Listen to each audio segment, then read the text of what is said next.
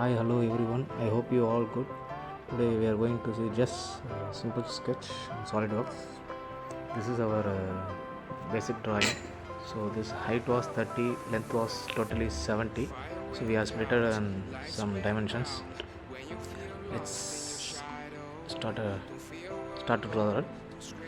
So first initially we are drawing that rectangle வரைஞ்சி அதில் நம்ம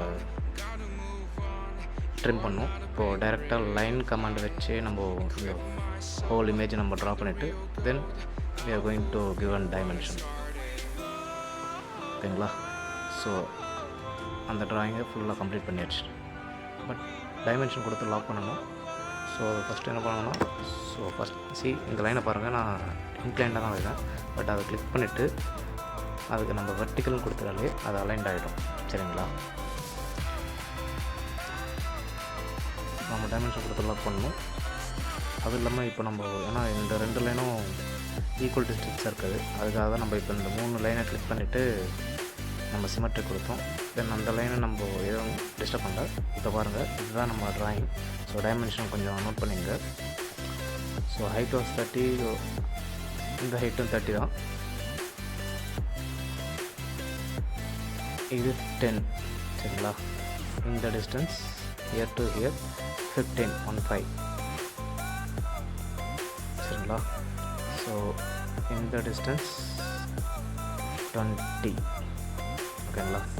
ஸோ இதுவும் சேம் 15 தான். ஓகே, ஸோ இது 10.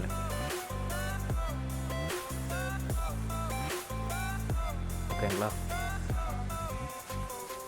ஸோ இதோட ஹைட்டும் 10.